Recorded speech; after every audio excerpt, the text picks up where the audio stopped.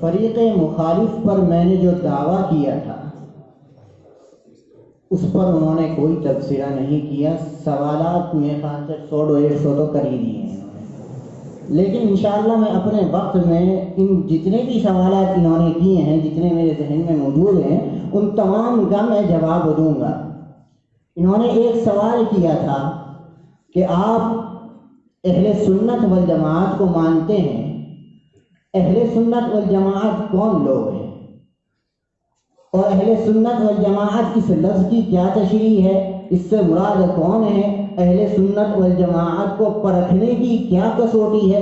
اس قسم کے سوالات کیے ہیں. میں آپ کے سامنے تفصیل سے گفتگو کروں گا، آپ خود میرے جواب سے ان کے سوالات نکال لیجیے گا. بہت واضح گفتگو ہوگی کیونکہ 100-150 سوالات ہیں، سب کے جواب کا ماننے والا ہوں. اہل سنت والجماعت میں 2 لفظ ہیں، ایک سنت کا لفظ ہے، ایک جماعت کا لفظ ہے. انہوں نے سوال کیا تھا کہ سنت سے مراد کیا ہے. سنت سے مراد آپ علیہ الصلاۃ والسلام کے اقوال، آپ علیہ الصلاۃ والسلام کے افعال، آپ علیہ الصلاۃ والسلام وحی مطلوب ہو یعنی قرآن ہو، چاہے وہ وحی غیر مطلوب ہو یعنی حدیث ہو. لہذا سنت کے لفظ میں قرآن بھی آ گیا، آپ علیہ الصلاۃ والسلام کے اقوال افعال آ گئی ہے. میں نے بہت صراحت کے ساتھ صاف الفاظ میں ذکر کیا ہے. آپ کہیں گے کہ آپ نے اہل سنت میں اس اپنے مسلک کی بنیاد میں سنت ہی کو کیوں اختیار کیا ہے. اس کا جواب میں نہیں دوں گا، اس کا جواب قرآن کریم دے گا. قرآن کریم میں اللہ تعالیٰ نے فرمایا ہے ما آتاکم الرسول فخذوہ وما نہاکم عنہ فانتہوا لقد کان لکم فی رسول اللہ اسوة حسنہ من یطع الرسول فقد اطاع اللہ یا ایہا الذین آمنوا اطیعوا اللہ واطیعوا الرسول. اس کے علاوہ قرآن کریم میں اور بہت سی آیت ہیں جو صراحت کے ساتھ اس بات کا حکم دیتی ہیں کہ اگر آپ نجات پانا چاہتے ہیں، اگر آپ جنت کے راستے پر چلنا چاہتے ہیں تو آپ کو سنت رسول کی اتباع کرنی ہوگی. انہی تمام اصولوں کو ہم نے لیتے ہوئے اپنے مسلک کی بنیاد اہل سنت میں سنت کو لے کر آئے ہیں. یہاں تک آپ بات سمجھ گئے ہیں؟ ان کے کئی سوالات حل ہو گئے ہیں. اب جماعت کی طرف میں جاتا ہوں. جماعت سے مراد کیا ہے؟ جماعت سے مراد صحابہ رضوان اللہ تعالی علیہم اجمعین کی جماعت ہے. لہذا اہل سنت والجماعت کا مطلب ہوگا وہ لوگ جو آپ علیہ الصلاۃ والسلام کے طریقہ حسنہ کی اتباع کرنے والے ہیں اور جماعت صحابہ کو ماننے والے ہیں. لہذا اہل سنت والجماعت کے پرکھنے کی کسوٹی بھی یہی ہے. جو لوگ سنت کی اتباع کریں گے اور جماعت صحابہ کو مانیں گے وہی لوگ اہل سنت والجماعت ہوں گے. اور ہمارے کیا عقائد ہیں؟ ہمارے وہی عقائد ہوں گے جو سنت سے ثابت ہوں اور اجماع صحابہ سے ثابت ہوں. آپ اس بات کو سمجھیے گا. ہمیں کوئی پریشانی نہیں ہے کہنے میں کہ ہمارے عقائد فلاں چیز سے ثابت ہوں گے فلاں. ہم صاف صراحت کے ساتھ ان الفاظ میں کہتے ہیں ہمارے وہ تمام عقائد ہیں جو سنت بالمعنی الاعم یعنی قرآن کریم اور سنت رسول اور جماعت صحابہ یعنی اجماع صحابہ سے ثابت ہوں، وہ تمام عقائد ہمارے ہوں گے. انہوں نے ایک سوال یہ پوچھا تھا کہ اہل سنت والجماعت کے درمیان حنفی مذہب کا حنفی شافعی وغیرہ وغیرہ ہے. تو ایک بات سنیے گا، اہل سنت والجماعت کے درمیان کوئی فرقہ نہیں ہے. آپ سوال اٹھا سکتے ہیں اگر آپ یہی کہتے ہیں کہ اہل سنت والجماعت کے متبع ہیں تو یہ چاروں امام کون لوگ ہیں؟ آپ ان کو حق مانتے ہیں یا حق نہیں مانتے؟ تو میں صراحت کے ساتھ جواب دوں گا کہ اہل سنت والجماعت یہ ایک مسلک ہے اور اس کے درمیان کوئی فرقہ نہیں ہے. جو حنفی اور شافعی اور حنبلی اور مالکی ہیں یہ کوئی الگ فرقہ نہیں ہے، کیونکہ الگ فرقہ اس وقت مانا جاتا جب ان کا اختلاف اصولیات میں ہوتا. ان چاروں فرقوں کا اہل سنت والجماعت سے کوئی اصولیات میں اختلاف نہیں بلکہ فروعیات میں اختلاف ہے. لہذا یہ تمام کے تمام بھی اہل سنت والجماعت میں سے ہیں.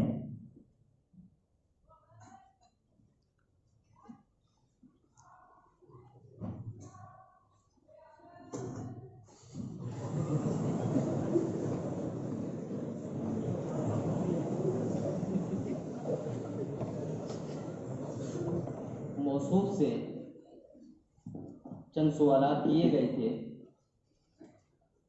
یہ زجر و تلبیس کرنے والوں کا خصوصی امتیاز ہوتا ہے کہ وہ جوابات دیتے نہیں ہیں، اس کو گول مول انداز سے بیان کر دیتے ہیں.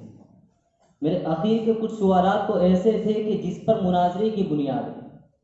اہل السنہ والجماعہ میں آپ کس سے متعلق ہیں؟ ہم نے یہ نہیں کہا تھا اہل السنہ والجماعہ میں 4 فرقے ہیں، یہ نہیں کہا تھا. ہم نے یہ کہا تھا اہل السنہ والجماعہ فرقہ ہے اور اس سے 4 نہریں نکلی ہیں. ان نہروں میں سے آپ کس نہر سے پانی پیتے ہیں؟ بتایا ہی نہیں آپ نے. پھر یہ کہ عقائد کے اعتبار سے آپ کس کو مانتے ہیں، آپ نے اس کی وضاحت نہیں کی. اگر دوران مناظرہ کوئی عقیدے کی بات آ جائے اور آپ غیر مقلدیت والی تشریح شروع کر دیں تو ظاہر سی بات ہے وہ تو اہل السنہ والجماعہ سے خلاف تشریح ہوگی نا. پھر اسی طریقے سے آپ نے تصوف کے حوالے سے کوئی بات نہیں کی، تصوف کو آپ مانتے ہیں نہیں مانتے، اس کو بھی آپ نے نہیں کیا. تینوں سوال آپ پی گئے اور ڈکار تک نہیں لی ہے آپ نے. ہم آپ سے ایک بات کہنا چاہتے ہیں، آپ نے ایک وضاحت کی کہ اہل السنہ والجماعہ یہ در حقیقت آپ نے جو اس کا معیار بتایا وہی معیار کہ یہ قرآن کریم کو مانتے ہیں، صحابہ کو مانتے ہیں، اجماع کو مانتے ہیں، قیاس کو مانتے ہیں، یہ معیار آپ نے بیان کیا. یعنی ایک واضح سی چیز کہ سنت سے مراد حضور علیہ الصلوۃ والسلام کے اقوال و افعال ہیں، تقریرات ہیں، اور جماعت سے جو مراد ہے وہ صحابہ رضوان اللہ تعالی علیہم اجمعین. یہ آپ نے اس انداز کی اصولی بات کی.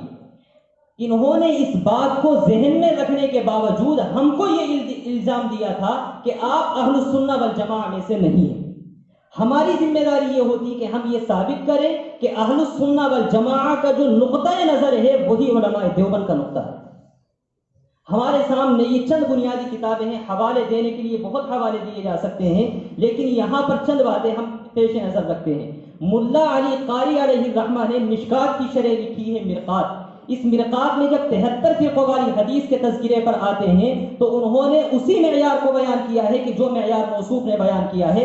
ہم اس معیار کو پہلے اہل السنہ والجماعہ سے ثابت کریں گے اور پھر یہ بتائیں گے کہ یہی معیار واقعی علماء دیوبند نے اختیار کیا ہے، الگ سے کوئی معیار نہیں. ملا علی قاری کی مرقات پہلی جلد صفحہ نمبر 381 پر اس معیار کو ملا علی قاری نقل فرماتے ہیں.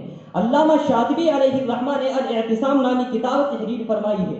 اس کتاب کے اندر علامہ شاطبی نے بہت اصولی انداز سے گفتگو کی ہے اور 14ویں مسئلے سے لے کر کے 16ویں مسئلے تک اس 73 فرقوں والی حدیث پر انہوں نے تبصرہ کیا ہے اور پھر اس بات کو ثابت کیا ہے کہ فرقہ ناجیہ اہل السنہ والجماعہ کے نزدیک حضور علیہ الصلوۃ والسلام کے اقوال افعال تقریرات ہیں اور پھر صحابہ رضوان اللہ تعالی علیہم اجمعین کو یہ جماعت معیار مانتی ہے. الاعتصام صفحہ نمبر 456 سے یہ بات شروع کرتے ہیں اور تقریباً 10 صفحات تک علامہ شاطبی علیہ الرحمہ اس بات کو لے کر کے جاتے ہیں. علامہ طیبی علیہ الرحمہ جو ملا علی قاری سے پہلے ہیں، انہوں نے طیبی کی پہلی جلد صفحہ نمبر 370 پر اسی معیار کو نقل کیا ہے جو اہل السنہ والجماعہ کا ہے. یہ 3 کتابوں کے ہم نے بنیادی حوالے دیے ہیں. ہم اب بات آگے بڑھاتے ہیں. اس معیار کو علماء دیوبند نے بھی منتخب کیا ہے. یہ شرح عقائد کے شارح علامہ عبدالعزیز فرہاروی نے نبراس شرح عقائد کی شرح لکھی ہے. اس کے صفحہ نمبر 18 پر علامہ عبدالعزیز فرہاروی علیہ الرحمہ وہی قاعدہ اور وہی ضابطہ اور وہی اصول اور اہل السنہ والجماعہ کی وہی تشریح کرتے ہیں جو تشریح ملا علی قاری نے اور علامہ طیبی علیہ الرحمہ نے کی ہے. یہ تو علامہ عبدالعزیز فرہاروی تھے. علامہ عبدالعزیز فرہاروی کے بعد ہمارے اکابر میں مفتی کفایت اللہ نور اللہ مرقدہ کا نام آتا ہے. مفتی کفایت اللہ نے کفایت المفتی کی پہلی جلد صفحہ نمبر 591 پر اسی بات کو نقل کیا ہے کہ علماء دیوبند نہایت عمدہ اور پاکیزہ عقیدے والے حضرات ہیں. ان کا مذہب اور عقیدہ وہی ہے جو سلف صالحین اور تابعین کا عقیدہ تھا.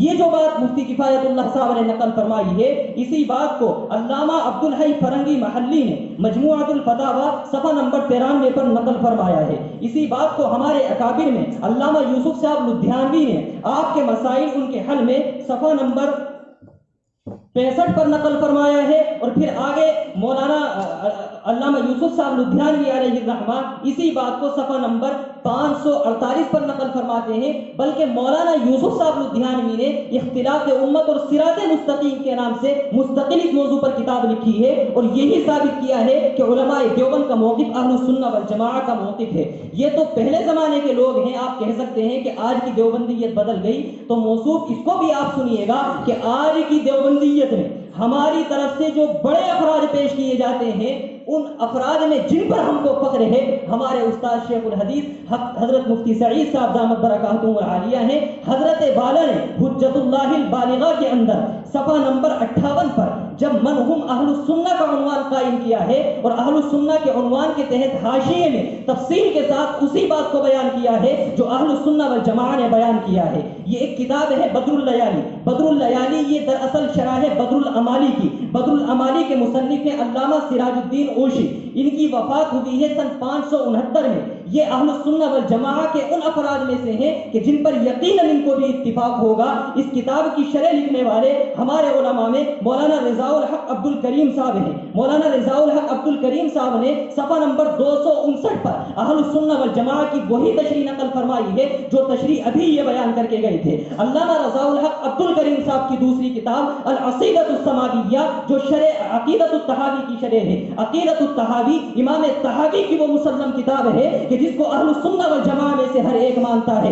امام طحاوی کی اس کتاب کی شرح لکھتے ہوئے العقیدۃ السماویہ صفحہ نمبر 116 جن نمبر 1 پر اسی بات کو نقل کیا ہے جو اہل السنہ والجماعہ جس کا ذکر کرتے ہیں. یہ عقیدۃ الطحاوی ہے. اس عقیدۃ الطحاوی کے صفحہ نمبر 10 کے اوپر یہ ہمارے لیے انتہائی خوشی کی بات ہے کہ اس کتاب کے اوپر جو حاشیہ ہے وہ حاشیہ حضرت قاری طیب صاحب علیہ الرحمہ کا ہے. قاری صاحب نے صفحہ نمبر 10 کے اوپر حاشیے میں اس بات کو ثابت کیا ہے کہ اہل السنہ والجماعہ کا جو موقف ہے وہی موقف در حقیقت علماء دیوبند کا ہے. قاری صاحب نے صفحہ نمبر 10 پر بھی اس کو واضح کیا اور ورتبع السنۃ والجماعہ امام طحاوی نے متن قائم کیا ہے. اس متن کے تحت صفحہ نمبر 105 کے حاشیے میں قاری صاحب اس بات کو ذکر کرتے ہیں. ہمارے اکابر میں حضرت تھانوی علیہ الرحمہ ہیں. حضرت تھانوی نے میعاد دروس سبق نمبر 51 اور سبق نمبر 95 کے اندر اسی بات کو ثابت کیا ہے جو اہل السنہ والجماعہ ذکر کرتے ہیں. علامہ ہمارے اکابر میں مولانا خیر محمد صاحب جالندھری ہیں. انہوں نے خیر الفتاوی کی پہلی جلد صفحہ نمبر 33 کے اوپر پہلی جلد صفحہ نمبر 46 کے اوپر اسی بات کو نقل کیا جو اہل السنہ والجماعہ نقل کرتے ہیں. ہمارے اکابر میں مولانا عبدالحق صاحب حقانی ہیں. انہوں نے عقائد الاسلام میں صفحہ نمبر 18 پر اسی بات کو نقل کیا جو اہل السنہ والجماعہ ذکر کرتے ہیں.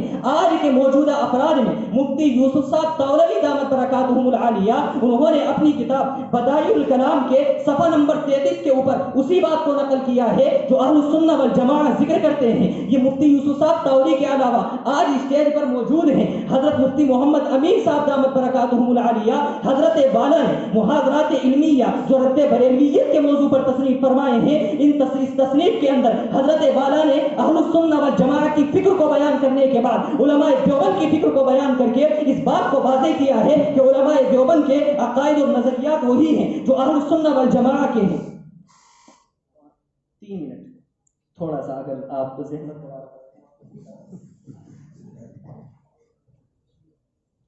ہمارے اسٹیج پر موجود دراصل ہم موجودہ افراد سے بھی دلیل دینا چاہتے ہیں. کہتے ہیں نا کہ دیوبندیت بدل گئی ہے. موجودہ افراد میں حضرت مولانا محمد توحید صاحب یہ زندہ دیوبندیت بیٹھی ہے یہاں پر. مولانا توحید صاحب نے مسلک اہل السنہ والجماعہ یعنی علماء دیوبند کے عقائد و نظریات کتاب تصنیف فرمائی ہے.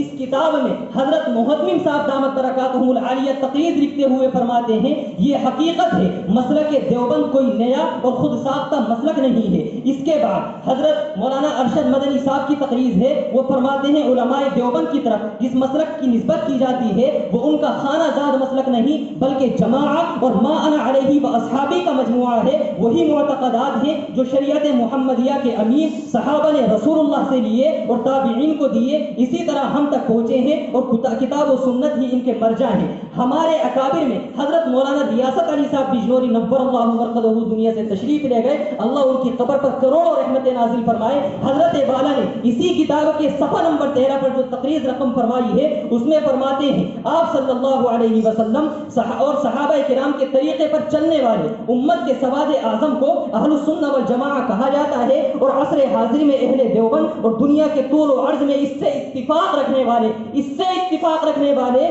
تمام کے تمام مسلمان ہیں اور ان کو علماء دیوبند ہی کہا جاتا ہے. یہ اس بات کی طرف حضرت نے اشارہ فرما دیا ہے کہ کوئی دیوبند سے پڑھنے والے لوگ ہو کہ علماء دیوبند نہیں کہا جائے گا. مولانا نعمت اللہ صاحب دامت برکاتہم العالیہ بحر العلوم حضرت فرماتے ہیں ضروری ہے کہ اہل السنہ والجماعہ کے وہ عقائد جو قرآن و حدیث سے ثابت ہیں اور وہ معمولات جو سلف سے منقول ہیں ان کو امت کے سامنے وضاحت سے پیش کیا جائے۔ مولانا توحید عالم صاحب قاسمی مدرس دارالعلوم دیوبند نے اپنے اس رسالے میں یہ ثابت کرنے کی کامیاب کوشش کی ہے کہ علماء دیوبند دور حاضر میں اہل السنہ والجماعہ کے سب سے صحیح ترجمان ہیں۔ یہ مولانا نعمت اللہ صاحب کی بات ہے۔ علامہ قمر الدین صاحب فرماتے ہیں یہ امر واقعی ہے کہ دیوبندیت کوئی الگ سے فرقہ نہیں بلکہ کتاب و سنت کی تعبیر ہے۔ دیوبندیت کتاب و سنت کی تعبیر دیوبندیت سے کی جاتی ہے کیونکہ اکابر دیوبند نے تجدید دین کا کام باحسن وجوہ انجام دیا ہے۔ مولانا حبیب الرحمان صاحب اعظمی اسی کتاب پر تقریر لکھتے ہیں، فرماتے ہیں بحمداللہ آج بر صغیر پاک و ہند اور بنگلہ دیش میں اہل السنہ والجماعہ کا مرکز ثقل یہی علماء دیوبند ہے۔ مولانا عبد الخالق صاحب شعبہ مناظرے کے سرپرست دارالعلوم دیوبند کے نائب محقق حضرت والا اس کتاب پر تقریر لکھتے ہوئے صفحہ نمبر 21 پر تحریر فرماتے ہیں خلاصہ یہ ہے اہل السنہ والجماعہ کا مصداق وہ ہے جو نص کا قائل ہے اور اس پر عامل ہو۔ چنانچہ کسی بھی جماعت کی حقانیت کو پرکھنے کے لیے حدیث بالا جو ما انا علیہ واصحابی والی ہے اس میں ذکر کردہ معیار کو سامنے رکھا جائے، اور بعد میں فرماتے ہیں کہ اعتدال ان اہل حق علماء دیوبند کا ہی تو رائے امتیاز ہے۔ یہ اس کے علاوہ اب یہ تو ان حضرات کی تقریضات ہیں اور ان حضرات کے جملے ہیں جو اس پر بیان کیے گئے۔ یہاں پر اسٹیج پر موجود ہے مولانا محمد سلمان صاحب نقشبندی دامت برکاتہم العالیہ، آج کے پروگرام کی صدارت فرما رہے ہیں۔ حضرت والا نے اپنے مخصوص لہجے میں ایک انداز ہے حضرت کا، حضرت نے فرمایا کہ مسلک کے موضوع پر ایک بات اور عرض کرنا چاہوں گا، وہ یہ کہ ایک سوال بعض احباب یہ کرتے ہیں کہ کیا دیوبندیت کوئی مسلک ہے؟ کتنی اچھی بات فرما رہے ہیں، اس کو سمجھیے گا کیا کہ دیوبندیت کوئی مسلک ہے؟ ان کا منشا یہ ہوتا ہے کہ اگر اس کو مسلک مانا جائے تو لازم آئے گا کہ یہ نئی چیز ہے، حالانکہ علماء دیوبند کا دعویٰ یہ ہے کہ وہ کوئی نئی چیز نہیں پیش کرتے بلکہ صحیح شکل میں مسلک اہل السنہ والجماعہ کی دعوت دیتے ہیں۔ اس کا جواب یہ ہے کہ اگر مسلک کا مفہوم یہی ہے کہ کوئی نئی بات پیش کی جائے تو بے شک دیوبندیت کوئی مسلک نہیں، لیکن جہاں تک عقل سمجھتا ہے صورتحال یہ ہے کہ ہر دور میں فرقہ باطلہ کی جانب سے جو نئے نئے افکار و نظریات سامنے آتے ہیں ان کی تردید میں اہل حق کی طرف سے جو علمی سرمایہ تیار ہوتا ہے وہ اس دور میں مسلک حق کا خلاصہ ہوتا ہے۔ اس اعتبار سے اس پر توجہ دیں، اس اعتبار سے گزشتہ 1.5 صدی میں افکار باطلہ کے بالمقابل حق کی وضاحت کے لیے علماء دیوبند کی جماعت سے جو ذخیرہ تیار ہوا ہے وہ مسلک دیوبند کے نام سے موسوم کیا جاتا ہے۔ اس کا مفہوم یہ نہیں ہوگا کہ یہ حضرات کوئی نیا عقیدہ یا نئی فکر پیش کر رہے ہیں بلکہ یہ بے بنیاد باطل افکار و نظریات کا قرآن و سنت اور منہج سلف کی روشنی میں جائزہ لے کر جو منقطع رائے پیش کرتے ہیں اس کو مسلک کے نام سے موسوم کیا جاتا ہے۔ اور آخر میں مصنف کتاب حضرت مولانا توحید عالم صاحب کی بات بیان کر کے اپنی بات ختم کروں گا، اگرچہ میں گستاخی کر رہا ہوں ترجمان فریق مخالف کی شان میں کہ ان کا وقت لیا، لیکن آپ بھی معذور سمجھے اور ترجمان صاحب سے بھی میں معافی مانگتا ہوں۔ علماء دیوبند صرف اہل السنہ والجماعہ کے اصول و قوانین ہی کے از اول تا آخر پابند نہیں بلکہ ان کے متوارث ذوق کو بھی انہوں نے تھاما اور محفوظ رکھا ہے۔ پھر وہ آگے ایک تفصیلی بات بیان کرنے کے بعد فرماتے ہیں کہ بلکہ وہی قدیم اہل السنہ والجماعہ کا مسلسل سلسلہ ہے جو اوپر سے تسلسل، استمرار اور سند متصل کے ساتھ قابلن عن قابلن چلا آتا ہے۔ یہ حضرت مولانا توحید صاحب کی کتاب ہے، اس میں تفصیل کے ساتھ موجودہ اکابر کی باتیں ہیں۔ ہم اس بات سے ثابت یہ کرنا چاہتے ہیں جو اہل السنہ والجماعہ کا موقف تھا، جو معیار انہوں نے متعین کیا تھا وہی معیار آج کے علماء دیوبند کے نزدیک بھی ہے۔ تو پھر میں آپ سے سوال یہ کرنا چاہتا ہوں کہ آخر آپ کو وہ کون سی غلط فہمی ہوئی ہے کہ جس کی بنیاد پر آپ ہم کو کہتے ہیں کہ آپ اہل السنہ والجماعہ سے الگ ہو چکے ہیں اور آپ اعتدال کے ہٹ کر کے افراط و تفریط کے شکار ہو چکے ہیں؟ آپ اس کی وضاحت کریں، اس کی وضاحت آپ کریں گے تو بات آگے بڑھے گی، ورنہ بات نہیں بڑھائی جا سکتی۔